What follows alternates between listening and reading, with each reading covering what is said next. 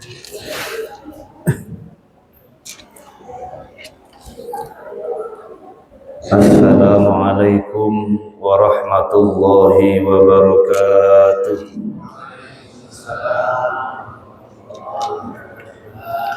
Alhamdulillahi rabbil alamin.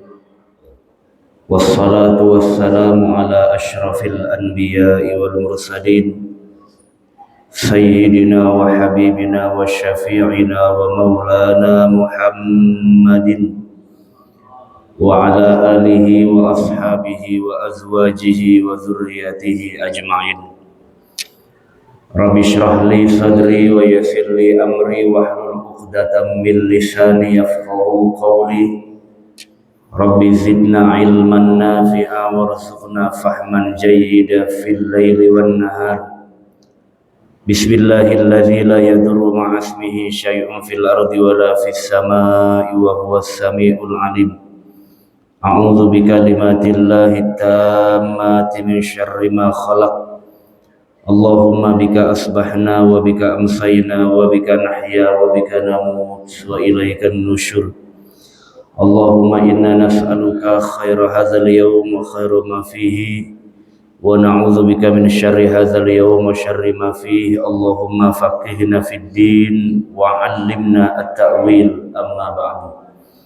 Faqad qala Allah Ta'ala fi kitabihil karim. A'udzu billahi minasy syaithanir rajim. Bismillahirrahmanirrahim. Ya ayyuhalladzina amanu kutiba 'alaikumus syiyam kama kutiba 'alal ladzina min qablikum la'allakum tattaqun. Wa qala an-nabiy sallallahu alaihi wa alihi wa sahbihi wasallam, man shoma ramadhana imanan wahtisaba ghufira lahu ma taqaddama min dzambihi.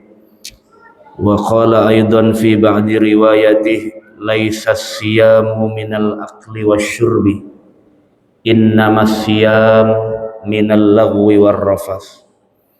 Sadaqallahul azim wa sadaqa rasuluhun nabiyul habibul karim wa nahnu ala zalika minasy syahidin wasyakirin walhamdulillahi rabbil alamin. Para jamaah sekalian, jamaah salat subuh, para shaimin dan shaimat yang insyaallah dirahmati oleh Allah Subhanahu wa taala. Kita bersyukur bahwa di pagi yang mulia ini Allah masih pertemukan kita dalam keadaan sehat walafiat, sehingga kesehatan, umur, waktu masih Allah berikan kepada kita yang diperuntukkan untuk ibadah kepada Allah Subhanahu wa taala. Apalagi kita sedang ditarbiyah oleh Allah, dididik oleh Allah di bulan suci Ramadan yang mulia ini. Dan kita berharap kepada Allah semoga ibadah Ramadan kita dari awal sampai saat ini, baik yang wajib ataupun yang sunnah, mudah-mudahan diterima oleh Allah Subhanahu wa taala. Jika ada kekurangannya, semoga Allah sempurnakan segala ibadah kita di bulan suci Ramadan ini. Amin ya rabbal alamin. Selawat teriring salam yang selalu kita lantunkan kepada junjungan alam Nabi besar Muhammad sallallahu alaihi wa alihi washabbihi wasallam. Para jamaah sekalian, mari kita awali kembali dengan membaca Ummul Quran suratul Fatihah. Semoga niat thalabul ilmi kita di pagi yang mulia ini berkenan Allah berikan kita ilmu yang bermanfaat, sehingga ilmu ini bisa menjadi hidayah dan taufik dari Allah Subhanahu wa taala. Ala hadhihi niyyah wa la kulinatin shalihah ila hadratin Nabil Mustafa Muhammadin sallallahu alaihi wasallam wa ala alihi wa ashabihi wa azwajihi wa zurriyyatihi wa ali baitihil kiram summa jami' ikhwanihi minal anbiya wal mursalin wa awliya'i wasyuhada'i wassalihin wa sahabati wat tabi'in al ulama'il amilin wal musannifin al mukhlisin jami'il malaikatil muqarrabin wa ila hadrati khususan ila muallifi hadzal kitab wa ila jami'i wali walidina wa ila jami'i masyayikhina wa asatidina wa asatizatina wa ahli baitina wa zurriyatina wa tullabina wa talibatina wa ila jami'il muslimin wal muslimat wal mu'minina wal mu'minat bi barakatihim syai'un lillahi lahum al-fatihah. A'udzu billahi minasyaitonir rajim. Bismillahirrahmanirrahim. Alhamdulillahi rabbil alamin arrahmanir rahim maliki yaumiddin. Iyyaka na'budu wa iyyaka nasta'in. Ihdinas siratal mustaqim. Siratal ladzina an'amta 'alaihim ghairil maghdubi 'alaihim waladdallin. Bismillahirrahmanirrahim. Bismillahi subhanallah walhamdulillah wa la ilaha illallah wallahu akbar wa la haula wa la quwata illa billah. Para jamaah sekalian, para shaimin dan shaimat yang insyaallah dirahmati oleh Allah Subhanahu wa taala. Kita bersyukur bahwa Allah telah sampaikan kita di hari berapa? Yang ke-16. Hari ke-16. Nanti malam 17. Kita sudah masuk pada Al-Ashrus Tsani, 10 Ramadan pertengahan. Ibarat sebuah musabaqah atau pertandingan atau perlombaan, kita sudah masuk pada babak semifinal. Atau kalau Liga Champion 8 besar lah. 8 besar ya. Itu jadi kita sudah masuk semifinal. Di sini nanti ada seleksi alam dari Allah, siapa yang istiqomah, siapa yang iman kepada Allah, tarawih dan puasanya. Karena memang dalam hadis disebutkan man shoma ramadhana imanan wahtisaba. Tidak hanya puasa, tapi dari riwayat lain menyebutkan man qoma ramadhana imanan wahtisaba. Jadi perhitungannya dua. Yang pertama terkait ibadah wajib di siang hari, man shoma. Yang kedua terkait ibadah sunnah di malam hari. Jadi Ramadan ini waktu yang ketat, siang malam untuk ibadah. Orang yang aktivitas duniawinya masih bisa diluangkan untuk menghidupkan ibadah siang dan malam di bulan Ramadan ini, itu yang layak nanti menang di hadapan Allah Subhanahu wa taala. Makanya disebut syahrul ibadah, bulan yang siangnya ibadah, malamnya juga ibadah kepada Allah Subhanahu wa taala. Siangnya kita diwajibkan ibadah puasa, malamnya kita disunnahkan untuk qiyamul Ramadan, salat tarawih, witir dan semacamnya. Nah, maka sudah sampai pada 10 pertengahan Ramadan, artinya kita harus ihtisab, punya perhitungan, karena sebentar lagi akan masuk Ashrul Awakhir atau 10 Ramadan terakhir. Tinggal menunggu hari saja. Karena puncaknya Ramadan ada pada 10 Ramadan terakhir. Disitulah yang terlihat mana yang betul-betul niat karena Allah, mana yang ibadahnya ngikut doang. Mana yang puasanya betul tulus karena Allah, masuk dalam kategori ayat wa ma umiru illa liya'budullah mukhlishina lahuddin. Mana yang karena ikut-ikutan, mana yang tulus karena Allah, bisa kelihatan sampai akhir Ramadan nanti. Makanya 10 Ramadan terakhir masuk pada babak final. Karena disitulah suguhan Allah banyak diberikan oleh Allah Subhanahu wa ta'ala. Khususnya Allah berikan malam Lailatul Qadar. Semua sepakat, Pak. Semua ulama sepakat Lailatul Qadar adanya di Ramadan dan terdapat pada 10 Ramadan terakhir. Hanya satu ulama saja yang bilang bahwa Lailatul Qadar di luar Ramadan ada.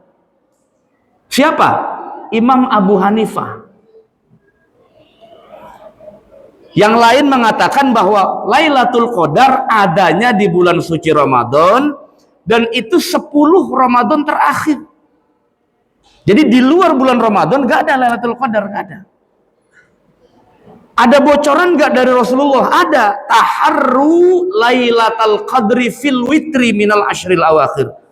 Bersungguh-sungguhlah engkau cari malam Lailatul Qadar adanya pada 10 Ramadan terakhir, tapi malam-malam yang ganjil. 21, 23, 25, 27, 29, 31 Lebaran. Gak ada, jangan kerajinan. Biar kata rajin pakai ilmu. Makanya saya sering banget bilang tuh, Pak Ustadz, saya lagi rajin banget puasa, boleh nggak bukanya Isya? Nggak boleh. Itu yukhalifus sunnah, menyalahi sunnah Nabi. Kenapa? Karena ada kesunahan namanya takjilul fitri, menyegerakan berbuka. Dan berbuka itu maghrib, bukan Isya. Kalau malam, ada kesunahan namanya takhirus sahur, mengakhirkan sahur. Jadi kalau sahur jam 3, enggak sunnah. Enggak. Orang jam 3 masih lama kok. Enggak sunnah, enggak. Sunnahnya setengah jam sebelum subuh. Karena kesunahannya takhir. Takhir itu berarti diakhirkan. Kok sunnahnya takhir, Ustaz? Biar kagak terlalu lapar jam 7 pagi. Ada hikmahnya, ada. Kenapa kalau buka puasa disunahkannya takjil, buru-buru? Jadi takjil itu artinya menyegerakan, bukan risol, bukan. Iya, bukan. Jadi kenapa takjil diterjemahkan di Indonesia jadi bakwan? Saya juga nggak ngerti. Kenapa? Ya, takjil begitu jadinya. Saya nggak ngerti juga kenapa itu. Ya, jadi kenapa dianjurkan takjil, menyegerakan supaya spirit kekuatannya normal lagi, siap bertempur kembali malamnya ibadah qiyamul Ramadan. Cuma sayangnya bukan kekuatannya yang kembali, malah melemah. Karena buka puasanya semeja dimakan. Apa aja dibeli. Akhirnya bukan kuat salat tarawih, maka malah melemah jadinya. Nah ini pentingnya nanti kita lihat. Kita ini sebetulnya sampai hari ke-16 sudah sampai pada tamamus saum atau belum? Jadi paruh Ramadan kedua ini, kita sudah masuk nisfus tsani, itu harus ada ihtisab. Ihtisab itu artinya perhitungan yang matang, karena setiap ibadah harus ada evaluasi. Kenapa kita katakan begitu? Ada ayat surat Al-Hasyr yang sering dibaca oleh imam, bahwa orang yang bertakwa kepada Allah itu dikaitkan dengan satu sifat atau amaliyah batin yang disebut dengan muhasabah. Ada ulama namanya Imam Al-Haris Al-Muhasibi, wafatnya abad kedua Hijriah. Al-Haris Al-Muhasibi, namanya bukan itu, nama aslinya bukan itu. Memang ulama dulu julukannya macam-macam. Ada Abu Ali Ad-Daqqaq, namanya bukan Daqqaq. Daqqaq itu kan tepung artinya. Masa orang namain anaknya tepung, bagaimana? Itu julukan aja, sebetulnya julukan. Karena bininya ngomel mulu, nggak ada tepung di rumah. Disuruh beli keluar merad. Sono bang, kerja kayak ngapa, cari, jangan pulang kalau belum dapat tepung, begitu. Diledekin kalimat temennya, ada kok, begitu. Ulama dulu sering pakai begitu. Kalau enggak pakai nama tempat, wilayah. Imam Nawawi dari kota Nawa, Damaskus. Imam Bukhari dari Uzbekistan, nah, Mawaro An-Nahr. Imam Muslim bin Hajjaj, ya itu An-Naisaburi, itu dari Iran, ya terus semacamnya. Ya, kecuali Syekh Nawawi, bukan. Syekh Nawawi, Nawawinya nama asli. Muhammad Nawawi nama aslinya. Babanya Umar nama. Aslinya Al-Bantani. Nggak ada Bantani sebetulnya. Al-Jawi nyebutnya. Karena pada tahun 1800-an di Hijaz itu Mekah Madinah, Hijaz namanya. Orang dulu ngomongnya Hijaz.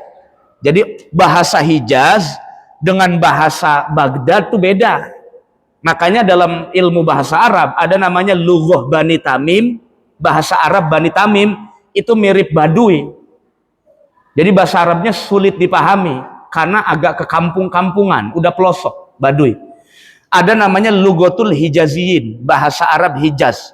Bahasa Arab yang persis Quran, dialognya itu Hijaz. Kalau Mesir enggak. Mesir itu udah kecampur-campur, meskipun itu hasil ekspansi dari para sahabat menyebarkan Islam dari Hijaz sampai Afrika. Maroko, Sudan, Mesir, itu kan Afrika wilayahnya. Ya, Palestina, Damaskus itu Syam, masih Arab. Makanya 4 mazhab, yang ulama 4 mazhab itu, yang 2 orang Arab, 2 bukan. Imam Malik orang Arab, Imam Mudaril Hijrah Madinah. Imam Syafi'i Arab, Palestina, Gaza. Tapi yang 2 bukan. Imam Ahmad bukan Arab, bukan non Arab, ajam. Ahmad bin Hambal. Jadi lidahnya lidah bukan Arab, ya. Kemudian Imam Hanafi bukan Arab, karena ini dua orang ini, ulama ini dari Irak, dari Baghdad, ya, dari Baghdad, ngaji sama Imam Syafi'i lama. Makanya waktu Imam Ahmad pergi haji, dia tanya sama orang sana, mana ulama yang paling fasih ngomong Arabnya? Diunjukin Muhammad bin Idris Asy-Syafi'i, yang ngaji lama.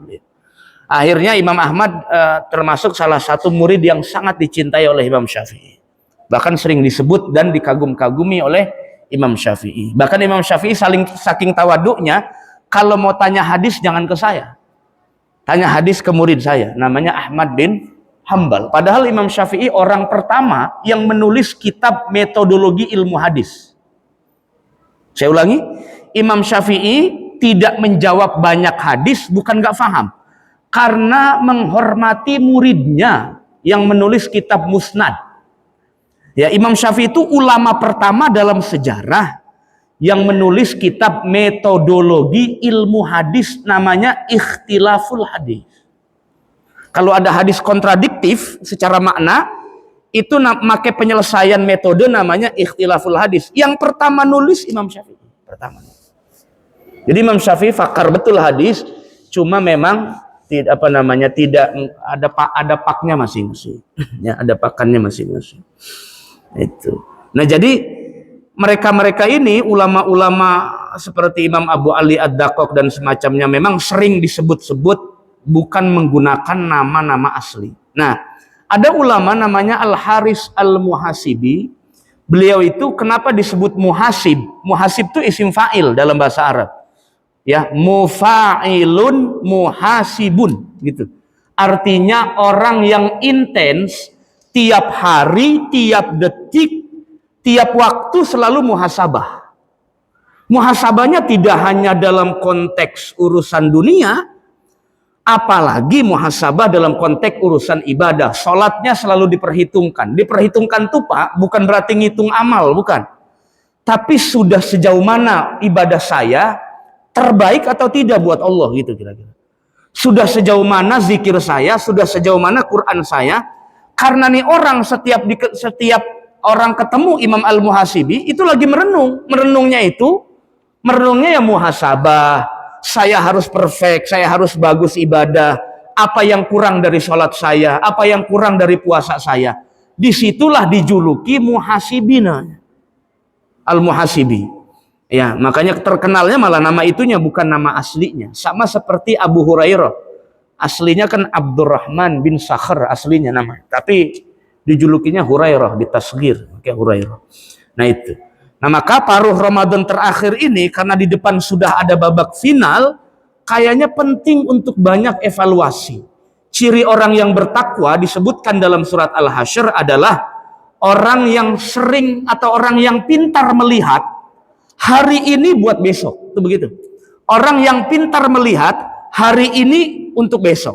Atau hari yang sudah lalu untuk supaya hari ini menjadi yang terbaik. Itu ciri orang bertakwa begitu. Artinya setiap ibadah ada peningkatannya.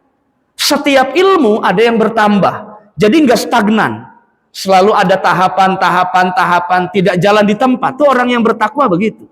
Ya, ilmu juga seperti itu. Ada tahapan-tahapan tertentu sehingga puncaknya nanti menjadi orang-orang yang muttaqin. Kita ini kan sedang di depan itu ada hadiah dari Allah namanya takwa tuh.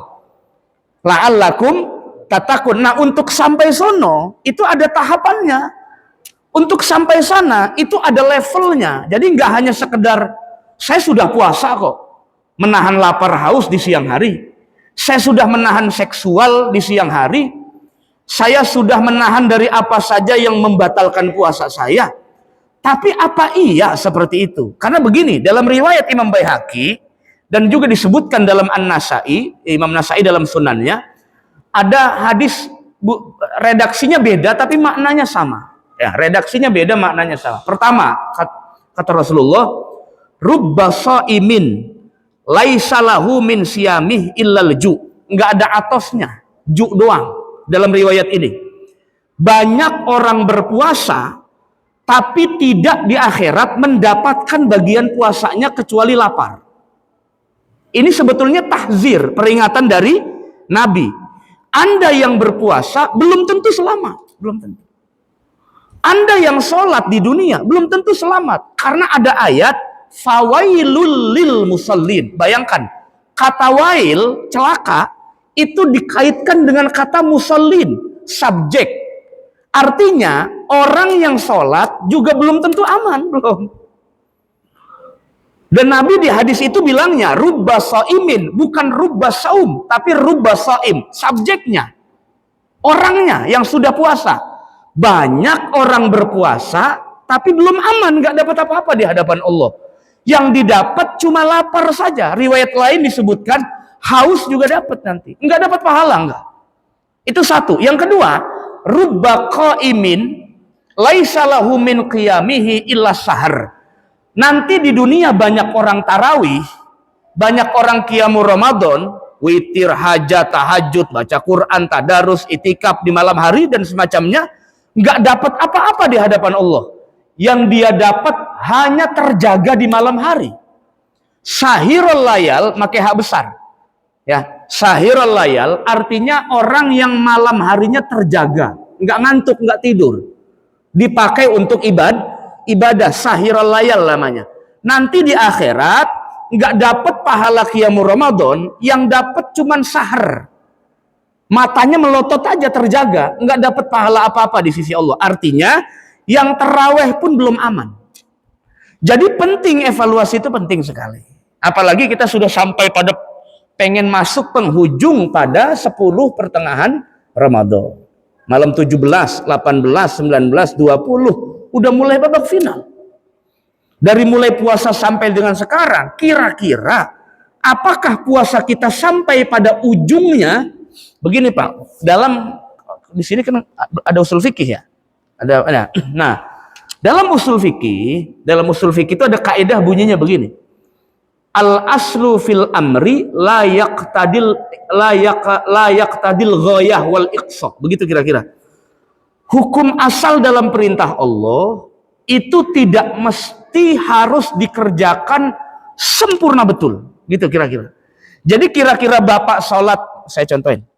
Kalau Bapak sholat asal rukuknya sudah begini nih, begini aja nih, udah sampai pada aqallu ruku, udah gugur kewajibannya.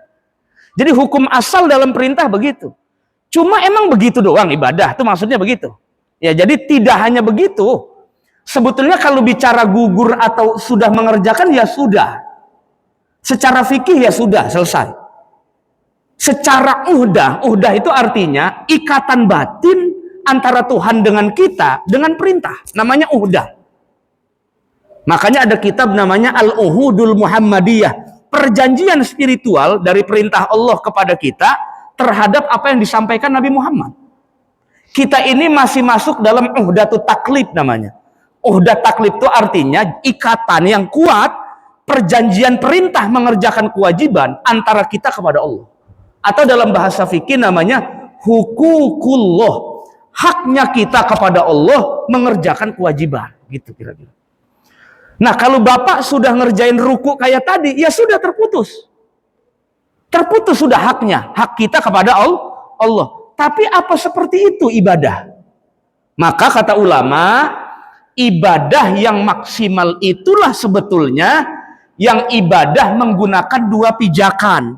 Pertama, pijakan ilmu zahir secara ilmu, jadi sholat tahu kaifiatnya, tata caranya, adab-adabnya gitu loh. Nah, puasa tahu tata cara lahiriahnya, tahu syarat rukun yang membatalkan mana. Nah, yang kedua pakai pijakan spiritual atau batin, adab-adabnya, sensitivitas. Sensitivitasnya penting. Namanya kalau bahasa hadisnya ihsan. Bapak sering dengar hadis ini kan kalau Ramadan, as-saumuli. Itu kan? Itu familiar itu. As-saumuli wa ana ajzi bihi. Puasa itu milik saya kata Allah. Ini hadis qudsi. Puasa itu milik saya. Saya langsung yang balas. Pertanyaannya, kenapa puasa? Kenapa enggak sholat?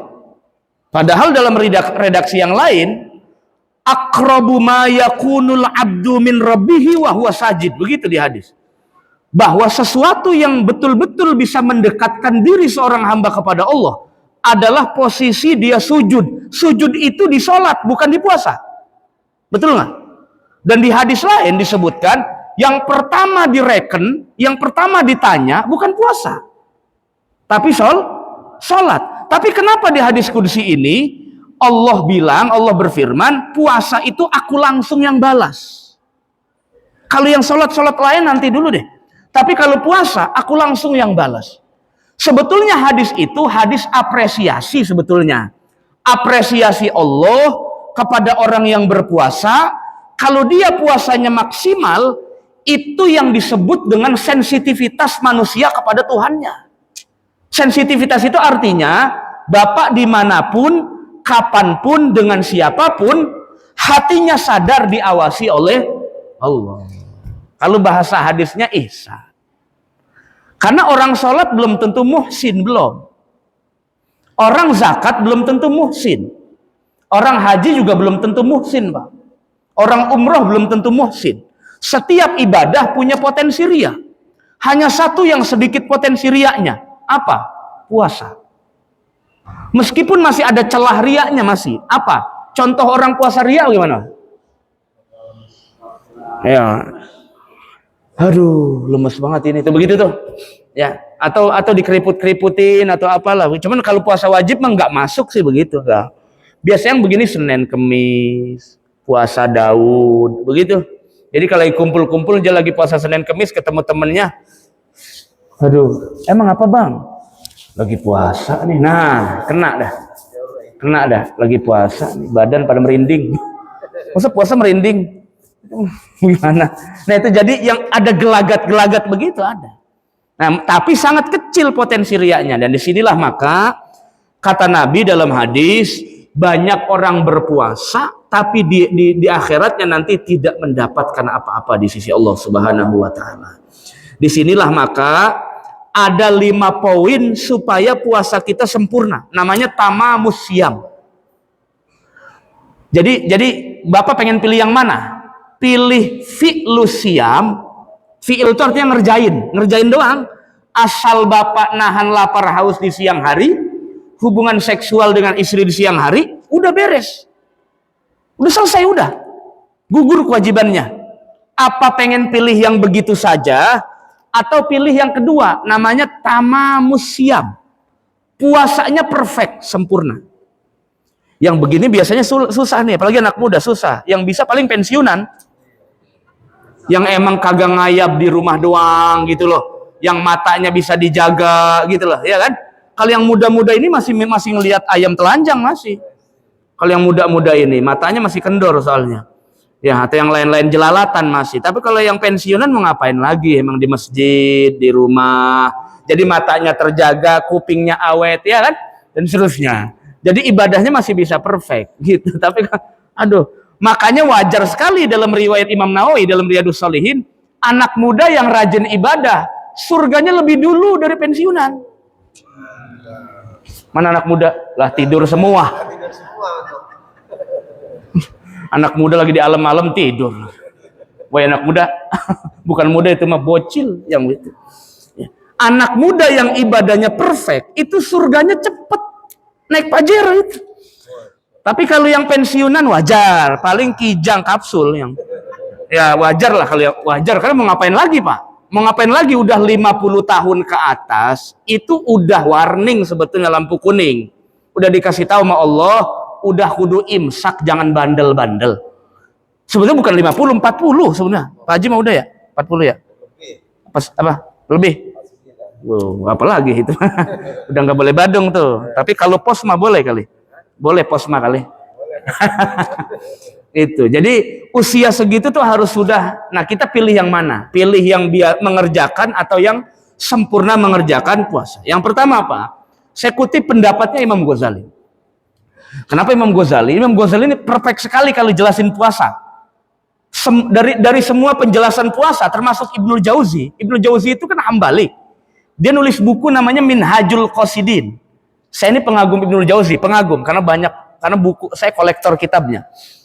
Ibnu Jauzi ini mazhabnya Hambali, tapi pengagum berat Imam Ghazali, pengagum berat.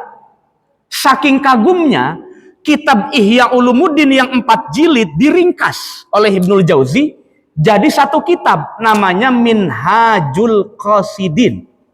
Minhajul Qasidin diringkas lagi jadi Mukhtasar Minhajil Qasidin oleh Ibnu Qudamah. Ya, Ibnu Qudamah Al-Hambali. Jadi ulama dulu kita walaupun beda mazhab saling ngefans. Kalau ulama sekarang saling, ya udah nilai sendiri dah. Ulama sekarang beda-beda. Saya juga ngerti. Kalau ulama dulu enggak, Pak. Walaupun beda mazhab saling ngaji, saling menghormati. Itu namanya ilmu. Jadi cahaya ilmunya keluar. Cahaya ilmunya. Ibnu Katsir, Syafi'i Tulen, tapi ngajinya sama Ibnu Taimiyah.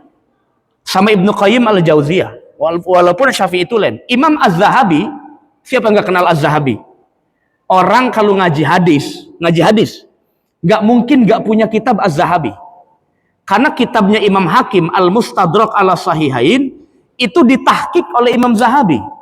Bahkan kitab-kitab Rijalul Hadis yang bicara tentang para perawi dari zaman sahabat sampai tabi'in itu ditulis besar. Namanya Syiaru A'lamin Nubala. Itu oleh Imam Zahabi. Siapa yang nggak kenal? Kalau penikmat ilmu hadis pasti kenal.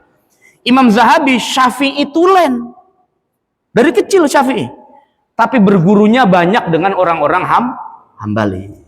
Banyak. Itu indahnya ulama dulu begitu, indahnya. Ya.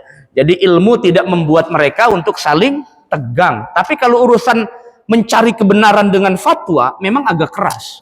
Tapi kalau bertemu saling salaman, saling pelukan. Itu begitu. Kalau sekarang kan enggak. Fatwa berdebatnya keras, lebaran nggak mau. Nggak mau ketemu, nggak mau. Lu mah beda sama gua, begitu bilang. Itu kalau sekarang kebanyakan begitu. Saya juga bingung, nggak tahu ngapa. Jadi ilmu bukan jadi cahaya, ilmu malah jadi gengsi-gengsian. Ini yang takutnya nanti ilmu bukan jadi nur, tapi jadi nar. Nur kan cahaya, kalau nar jadi api, jadi ngebakar kita sendiri nanti di hadapan Allah Subhanahu wa taala. Wala tazunnu anna saum, kata Imam Ghazali, jangan kalian menyangka bahwa puasa itu hanya sekedar menahan lapar dan haus di siang hari. Dalilnya yang tadi, kata Nabi dalam riwayat Imam Nasai, bahwa puasa tidak hanya, mohon maaf, bukan An-Nasai, Imam Baihaqi, laisa siyamu minal akli wasyurbi. Puasa itu bukan hanya makan minum saja. Innama, nah ini yang penting digarisbawahi. Dalam bahasa Arab, kalau sudah bilangnya innama, berarti poin penting ini. Innama, hanyalah puasa itu bisa diukur murni sempurna minal lagwi warrofas. Mulutnya dijaga, perbuatannya dijaga. Itu sempurnanya puasa. Kalau nahan lapar haus di siang hari udah pasti. Tapi Nabi bilang innamas siyamu minal lagwi warrofas. Bahwa puasa itu yang sesungguhnya adalah menahan diri dari perbuatan keji, ucapan kotor, sehingga jiwanya orang yang berpuasa sempurna. Untungnya ada ibadah zakat loh Pak. Coba bayangin, udah puasa, kita ngerjain, banyak bohong, banyak namimah, ternyata nggak ada kewajiban puasa zakat fitrah. Zakat fitrah itu penyempurna, pembersih jiwa-jiwa orang yang berpuasa itu.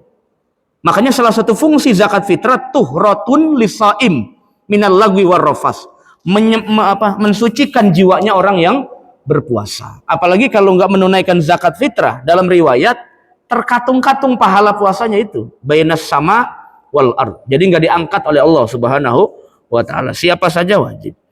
Nah, tapi kata Imam Ghazali, tamamus saum, sempurnanya puasa itu adalah menahan diri dari seluruh yang dilarang oleh Allah Subhanahu wa taala. Bukan makan minum doang, tapi yang seluruh dilarang oleh Allah Subhanahu wa taala. Apa saja? Yang pertama, al-awwalu, yang pertama, yang bagi antahfazal aina, seyogianya kamu jaga pandangan matamu. Jaga.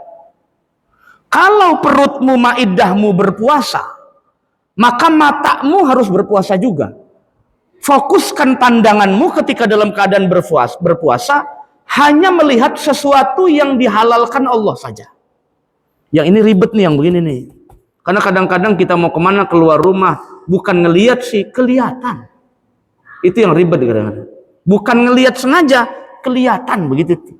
Makanya banyak yang nanya, Pak Ustadz, kalau kelihatan bagaimana? Bukan kelihatan sama ngelihat beda dong. Kalau ngelihat rada niat dikit kan. Tapi kalau kelihatan bagaimana? Ya kita jawabnya udah bonus aja lah. Udah begitu. Kecuali kalau kelihatan terus dipantengin, nah baru nggak boleh. Ini udah kelihatan tapi dipantengin begitu aja. Lah, mantap juga ya itu. Nah itu yang. Nah kalau begitu nggak boleh. Ya. Sama ada orang tanya, Pak Ustadz katanya, emang benar kalau orang yang puasa lupa makan, lupa minum itu nggak apa-apa, nggak batal? Emang nggak batal. Nggak batal. Saya jawab tegas, tidak batal. Sekalipun 3 piring, iya. Sekalipun sama piring-piringnya malah, sama hordeng-hordeng wartegnya, nggak batal. Kalau lupa, berarti Allah sedang kasih rizki gitu. Kalau ingetnya pas lagi nganyem, bagaimana? Seret lagi belum minum, derita lu itu. Ya lepain langsung. Tapi belum minum Pak Ustadz. Ya jangan minum. Lepain langsung. Seret bagaimana? Ya udah derita itu mah. Ya. Nah ada yang nanya, kalau lupa hubungan dengan istri seksual bagaimana Pak Ustadz? Saya jawabnya, kayaknya nggak lupa itu mah. Niat kayaknya. Kalau yang makan minum mah saya masih wajar dah. Kalau yang ini mah kagak kayaknya, yang ini mah. Kayaknya lupanya akal-akalan ente yang ini. Ini mah emang nawaitu kayaknya kalau yang begini udah niat betul ya. Jadi kalau yang begini Anda bisa bayar kifarat nanti. Ya kalau sengaja nanti bisa bayar kifarat. Kalau begini. Dulu ada orang susah begitu lagi. Ada orang susah nih di zaman Nabi. Ya Rasulullah, saya sedang puasa kagak ketahan. Sama istri nubruk juga katanya. Terus bagaimana ini puasa saya Rasulullah? Batal puasamu kata Nabi. Terus saya harus bagaimana? Ya disuruh kasih makan fakir miskin katanya. Terus kata dia, saya kan orang susah ya Allah, duit aja nggak punya. Ini yang saya bilang, udah miskin jangan belagu. Udah susah nggak mau ibadah lagi. Ya udah kalau begitu puasa berturut-turut aja. Ya 2 bulan kata Nabi begitu. Ya harus satu hari aja saya kagak tahan katanya. Apalagi 2 bulan. Disitulah Nabi kasih opsi terakhir. Nabi bilang begini, besok jangan begitu lagi ya. Ya habis jawab apa lagi? Duit kagak punya. Disuruh puasa 2 bulan kagak tahan katanya, sehari aja jebol. Ya udah kata Nabi, ya udah besok jangan lagi. Itu Nabi bijaknya begitu, Pak. Nabi bijaknya begitu. Tapi kalau orang sekarang jangan digituin jawabnya ya. Jangan. Itu mah zaman Nabi mah boleh, biarin zaman. Ini mah zaman sekarang jangan digituin. Kudu ditegesin kalau sekarang mah. Ya, karena orangnya banyak ngakalin ustadz begitu. Makanya banyak kualat. Nah ini para jamaah sekalian rahmati Allah. Pandangan mata an-nazaru ilal makarih memang tidak batal puasanya. Pak Ustaz, puasa saya batal nggak? Kalau melihat sesuatu yang diharamkan Allah, nggak batal. Tapi hilang ruhnya. Esensi puasanya hilang, tidak bermakna. Sama seperti bapak sholat, tapi pikirannya kemana-mana. Pikirannya kemana-mana, tidak khusyuk. Salatnya sah kalau syarat rukunnya terpenuhi, tapi tidak ada nilainya di sisi Allah Subhanahu wa taala. Yang Bapak dapat cuma lapar dan haus saja. Yang kedua, wal lisanu anin nutqi bima la ya'nik. Jangan bicara, lisan kita dijaga nih. Jangan bicara kecuali yang manfaat. Jangan bicara kecuali hanya yang bermanfaat. Disinilah maka kalau tidak bisa berbicara yang baik, lebih baik dalam kondisi puasa itu digunakan lisannya buat ngaji, baca Quran, tadarus. Mendingan begitu. Kalau ada orang yang nanya macam-macam atau ngajak kita gibah, bilang saja inni shaim, saya sedang berpuasa. Karena maksiat lidah ini yang paling besar maksiatnya Pak, itu gibah. Paling besar. Walaupun kata ulama, kata Imam Az-Zahabi, kan beliau nulis Kitabul Kabair namanya. Kitab yang menghimpun dosa-dosa besar. Dosa-dosa besar batin yang pertama tuh bohong. Al-Kadzib. Nah setelah itu baru gibah. Gibah tuh dosanya besar sekali. Lebih besar dari nyolong malah. Lebih besar dari berzinah malah. Kalau dalam satu riwayat itu disebutkan. Nah maka ada hadis yang begini. Nabi mengatakan, al-mughtab wal mustami syarikani fil ism. Orang yang gibah dan yang denger, nih, gibah dan denger berarti 2. Gibah berarti maksiat lisan, denger maksiat kuping. Dua-duanya dosa. Dua-duanya dosa kata Nabi. Sama temennya juga. Yang dengar walaupun nggak ngomong, nggak nimpalin, tetap dosa karena temennya. Berarti dia mendengarkan sesuatu yang sedang mendengarkan orang yang sedang bermaksiat. Jadi tahan betul kalau lagi berpuasa. Nah, disinilah dalilnya orang yang bilang, Pak Ustadz, saya ngamalin amalan puasa katanya. Apa? Naumus shaim, ibadah katanya. Tidurnya orang puasa ibadah. Itu untuk menghindari gibah katanya, menghindari dengar-dengar yang macam-macam. Iya sih bener. Cuma tidurnya dari subuh bangun asar. Jadi puasanya cuma 2 jam doang rasainnya. Nah yang begini, orang kalau puasa nggak sholat sah nggak Pak? Ini puasa tapi nggak sholat, sah nggak puasanya? Sah, puasanya sah. Puasa tapi kagak sholat, puasanya sah nggak? Sah. Sama seperti Bapak sholat, sarungnya boleh nyolong. Sholatnya sah, tapi sholatnya haram. Sholatnya mah sah aja, asal nutup aurat. Tapi sholatnya haram. Puasa begitu sama. Jadi puasa tapi kagak sholat, sama aja seperti ibadah dibarengi maksiat kepada Allah Subhanahu Wa Taala. Ya nggak apa-apa tidur nggak apa-apa, boleh saja daripada kita jatuh pada maksiat dan tidur aja. Tapi kudu tahu waktu-waktunya ya, jangan dari subuh bangun jam 5. Udah bangun jam 5 johor lewat, asar tangeh, udah tanggung lagi. Jangan ya. Nah itu. Yang ketiga, jagalah maksiat telinganya. Itu include yang tadi ya, lisan dan telinga. Lisan dan telinga, maksiat pertama, yang kedua maksiat lisan, yang ketiga maksiat telinga, mendengarkan. Dengarkan apa saja yang dihalalkan Allah, jangan pernah mendengarkan sesuatu yang dilarang oleh Allah Subhanahu wa taala. Ya. Yang keempat, udah 3 tuh. Yang keempat, supaya ibadah puasa kita jadi tamam, namanya jadi sempurna, ijtahid antuftiro ala ta'amin halal. Berbukalah dengan makanan yang halal dan tidak israf. Ini yang salah. Pak Ustadz, saya gibah enggak? Saya berbohong tidak? Saya ngadu domba tidak? Kok saya nggak dapat pahala puasa? Misalnya nggak dapat pahala puasa. Coba cek buka puasanya bagaimana, sahurnya bagaimana. Itu sama. Mengawali puasa dengan sahur dan mengakhiri puasa dengan berbuka. Ini awal dan akhirnya Pak, kudu bener. Awalnya sahur kudu bener, berbuka puasanya kudu bener. Ini juga terkait dengan sempurna nggak puasanya. Jadi memulai ibadah dengan baik, mengakhirinya dengan baik. Sebetulnya saya termasuk orang nggak setuju ada sahur on the road. Kan banyak tuh ya, yang biasanya anak-anak muda kan. Ya, kalau orang tua nggak ada dah. Yang anak muda biasanya sahur on the road. Karena kebanyakan Pak, dia ngasih sahur buat orang, subuhnya jangan rokok, nggak puasa nggak. Nah anak muda tuh kebanyakan begitu, bagaimana? Ajan masih tetap aja minum. Padahal dia habis keliling itu ngasih orang buat sahur segala macam. Namanya di luar kita nggak ngerti Pak. Kalau di luar itu, makanya saya bilang puasa yang paling ibadah yang paling rahasia cuman puasa, nggak ada yang lain. Mungkin kita di rumah tuh bisa sahur dengan istri, sahur dengan anak, tapi nggak tahu kalau dia tempat kerja. Istrinya nggak tahu loh, anaknya nggak tahu loh dia masih puasa nggak. Dia pulang ke rumah, nih babaknya pulang ke rumah, suaminya. Ya gampang, tinggal pura-pura lemes. Bisa saja diakal-akalin. Aduh lemesnya, siang panas banget tadi. Padahal udah makan bakso 2 mangkok itu di dekat kantornya itu, mes kelapa 2 gelas itu. Jadi ya dilemes-lemesin aja. Awas loh. Jadi puasa mendisiplinkan kejujuran sebetulnya. Jujur nggak dia sama orang terdekatnya, apalagi kepada Allah Subhanahu wa taala. Jadi puasa paling bisa diakalin, paling bisa.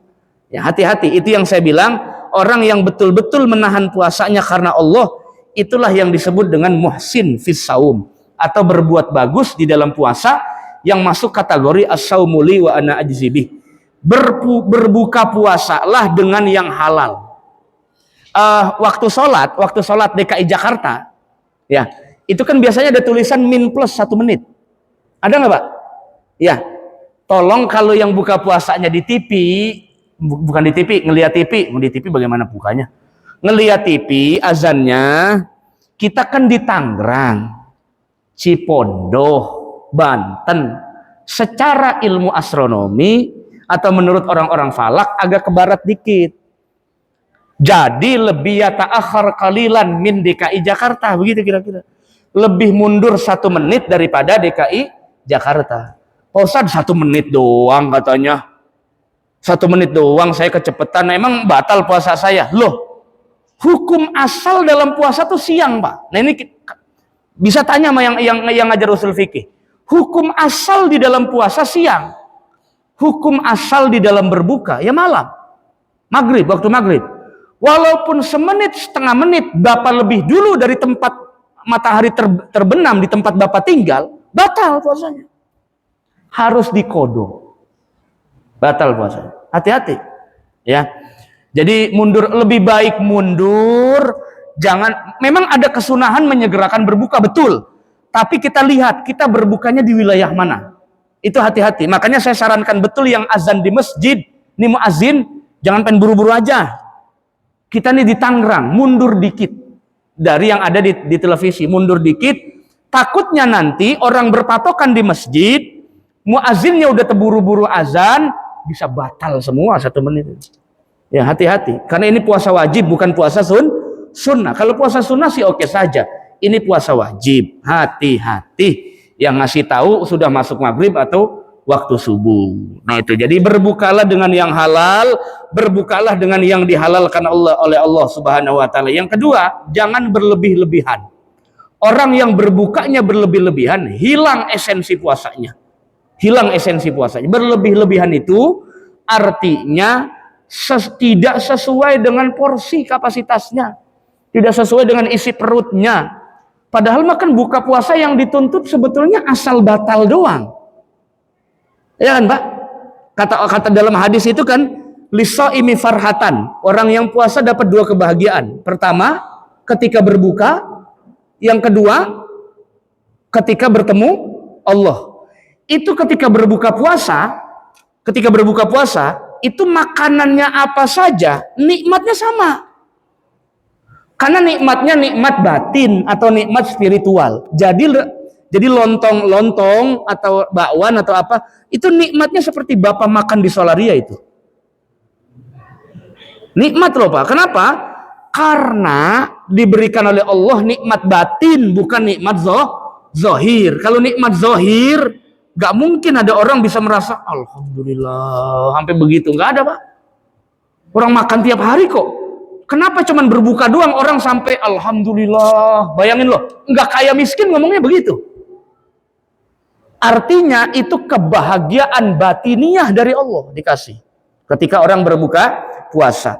Kalau berbukanya israf, berlebih-lebihan, hilanglah esensi puasanya di hadapan Allah Subhanahu wa taala. Dan yang terakhir, wala tastaksir minat ta'amil halal waqtal iftar fatazidu ala ma ta'kuluhu kullalailatin. Apalagi, nah, kalau yang pertama tadi berbuka dengan yang halal, yang kedua dilarang atau tidak boleh menambah-nambah makanan, menambah-nambah makanan sampai pada batas sahur. Ya, ini ada baja sih Pak, nggak sampai pada larangannya tegas, enggak. Artinya kita dianjurkan sebetulnya di bulan Ramadan ini, meskipun malamnya boleh makan minum, tapi tetap disuruh taklil. Taklil itu artinya menyedikitkan makan minum. Itu poin pentingnya. Malam itu boleh makan minum benar, tapi poin pentingnya disuruh taklil, menyedikitkan makan minum. Biasanya kalau orang tuh nggak terlalu suka makan, dia makannya sahur aja. Jadi buka puasa nggak pakai nasi, nanti sahurnya lebih nikmat. Kalau misalnya buka puasanya nggak pakai nasi, ya paling ya cuman sekedar kurma saja atau teh manis atau air putih udah cukup. Yang begitu. Yang penting nanti kekuatannya balik lagi, dia bisa sholat tarawih dengan sempurna. Nah ini para jamaah sekalian rahmati Allah Subhanahu Wa Taala.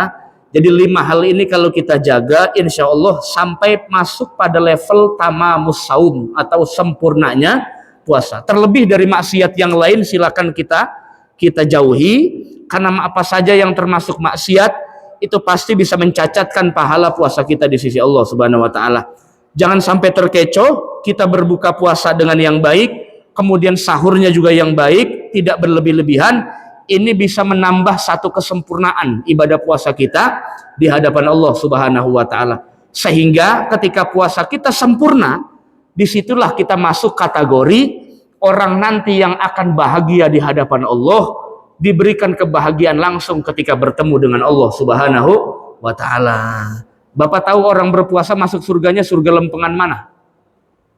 Orang yang puasa masuk surganya pintunya pintu apa? Pintu Royal. Iya, yang di Taman Royal 1 kan? Hah? Bukan ya? Babur Royan. Ar-Royan itu artinya royu, hilang dahaga, hilang hausnya. Jadi orang yang masuk pintu situ, ainas shaimun, tidak akan merasakan haus yang selamanya. Diberikan apa namanya? Diberikan hilang dahaga oleh Allah selamanya, nggak akan pernah merasakan apapun. Nah ini masih kemarin kita evaluasi betul. Kita sudah mau masuk 10 Ramadan terakhir, ini di hari ke-16. Mohon kepada Allah supaya sehat lahir dan batin, supaya iman kita dijaga oleh Allah Subhanahu wa taala. Allah didik batin dan zahir kita sampai tuntas kita menuntaskan kewajiban Ramadan kita, dan kita mendapatkan pangkat mulia takwa dari Allah Subhanahu wa taala. Wallahu alam bishawab.